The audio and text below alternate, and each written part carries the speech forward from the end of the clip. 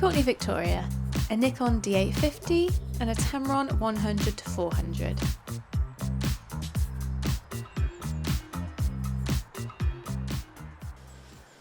There is a hint of autumn in the air, I can feel it. Jumper season is almost among us, I'm so excited. But anyway, today we have the telephoto lens and we are going to go check out some oak trees because I'm really feeling oak trees at the moment.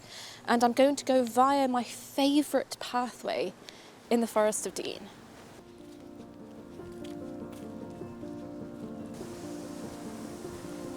I mean, look how beautiful this pathway is.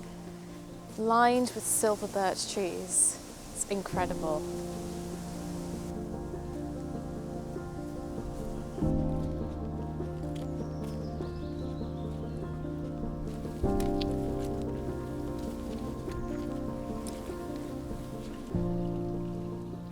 So through here are some incredible looking, where is the camera?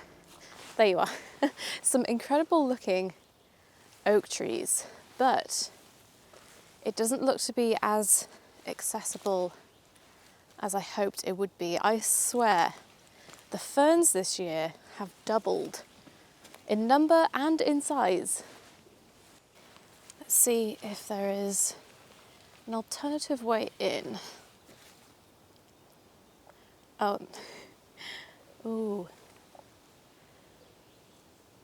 You're gonna run in a minute. Oh, there's more than one. One. I can hear another one. I can't see it. Okay, there are deer in here. Two, there we go. You're going that way. Yeah, I'm not going to go in here. Wow. Should probably try and show you what I'm looking at, but the ferns are so tall, I could just see the top of their heads. And boar. That is a boar. I should really be showing you this, so. Okay, right, turn around. They're watching me to make sure I'm going away.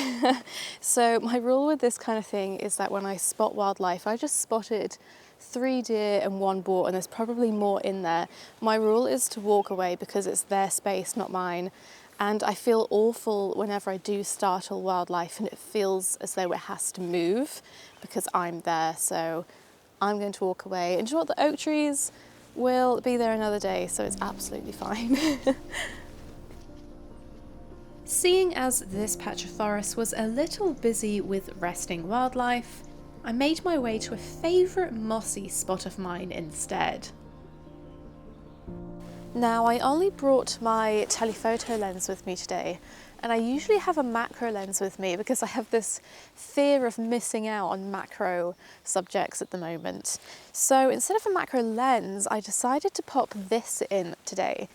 So this is a 77mm close-up lens by NiSi, and all this does screws onto the end of my lens like a filter does, and now with my telephoto lens I can take macro and close-up images. So at 200mm, this is just 1:1 magnification, which is macro photography. So something like 80mm, 100mm, this is not macro photography, this is close-up photography, but it's still going to give me a higher magnification and a closer minimal focusing distance. So I can take really close-up images of tiny things.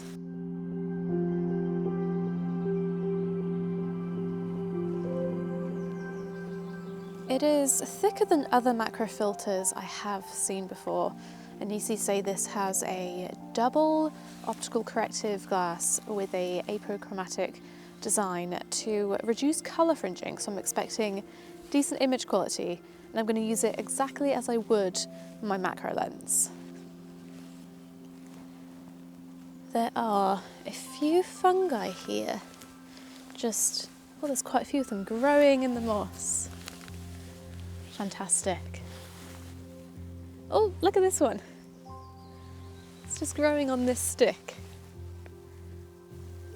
I think there's an image here, and I'm going to pop it somewhere a little higher, just so it's easier to reach.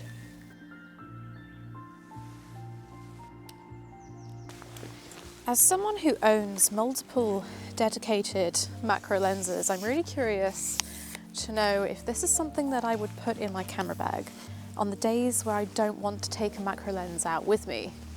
Because as I said, I have FOMO.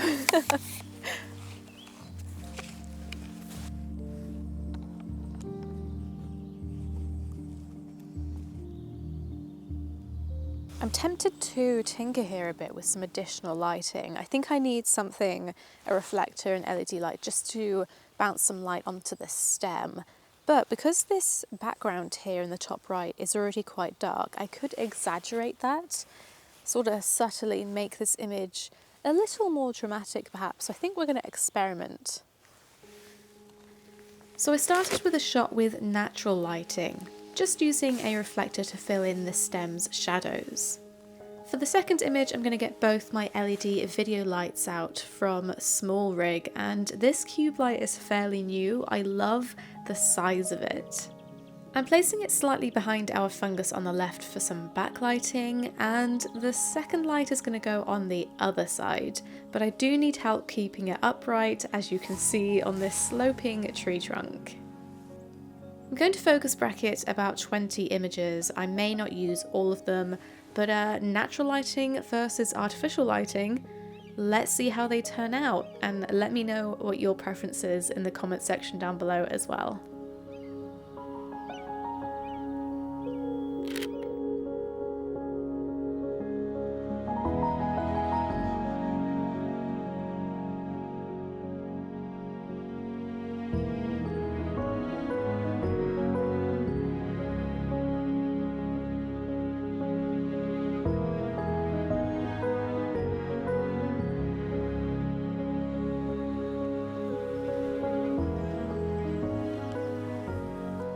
This was the point where I got into the flow state, and I love that feeling of being absorbed in my photography and relaxing in nature.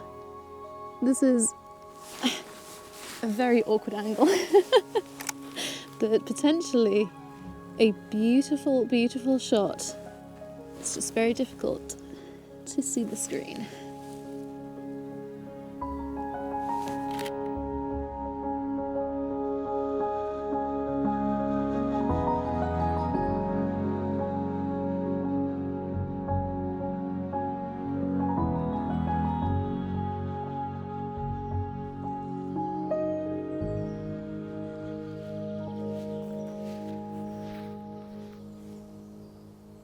What on earth is this? Tree sap? Very alien looking.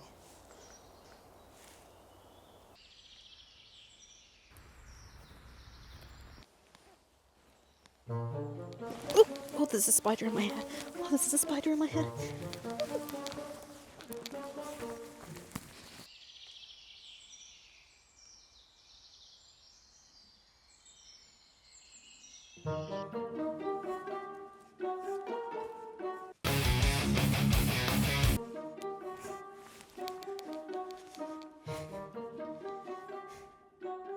That is unfortunately a regular occurrence when I'm in the forest.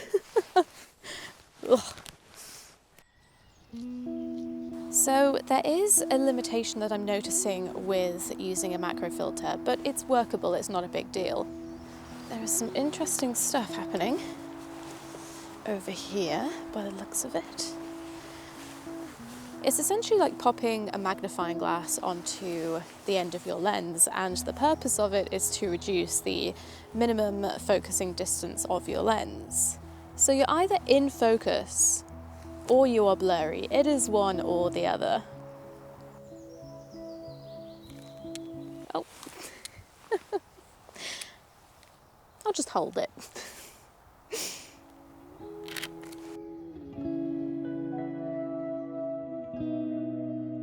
Macro lenses allow you to focus very close up, but also a little further away. Meanwhile here, we are here or here. There's no really moving forward to get closer or moving backward to give our subject some room. I've got this lovely shot of some uprooted clover here. So it's standing pretty tall, it's got a really long stem, and I'm low looking up at it because I then get that light coming through the trees in the background. And it creates these beautiful, dreamy circles. We do have a little wind, so our clover is shifting slightly. So I'm not going to be able to focus bracket this very well. It'll be a bit difficult to take multiple shots and stitch them together. So I'm just going to take the one image, and I actually think the majority of this image being out of focus and just a portion of it being sharp will add to the dreaminess of this scene.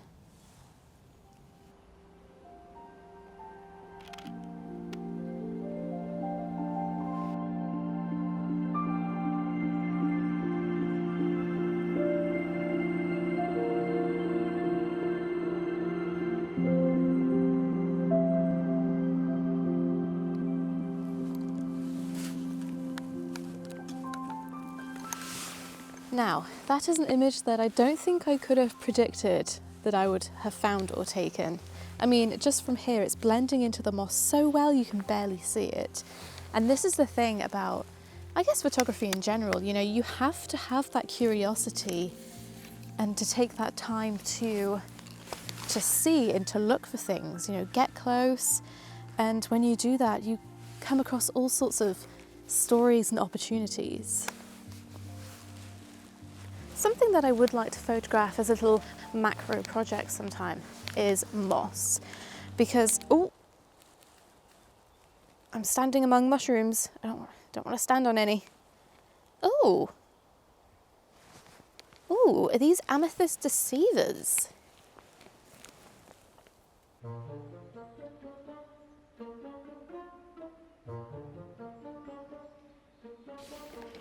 As excited as I was to photograph these deceivers, I almost abandoned this shot after encountering a rather large, long-legged spider in my hair off camera, and I just wasn't the same again afterwards.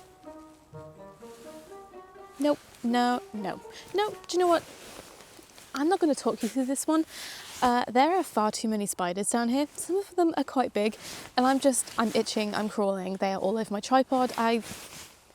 No, I'm done. I'm done with it.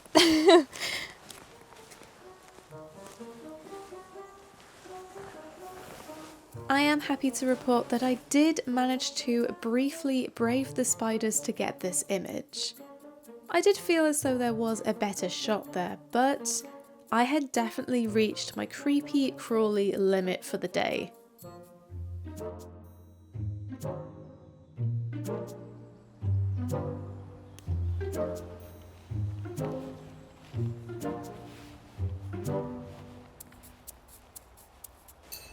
Right, well, I do not want to see another spider today. So, I'm going to answer the question. Would I put one of these in my camera bag, even though I own dedicated macro lenses? I think these are mainly marketed towards photographers who want to dip their toes into macro photography but don't want to invest in a dedicated macro lens because, let's be real, lenses can be pricey. The only disadvantage that I have noticed with this setup is that my telephoto lens is much bigger and much heavier than a macro lens. And let's be real, 9 times out of 10 when I go out to do macro photography, I'm probably just doing macro photography. So I may as well just take a macro lens with me.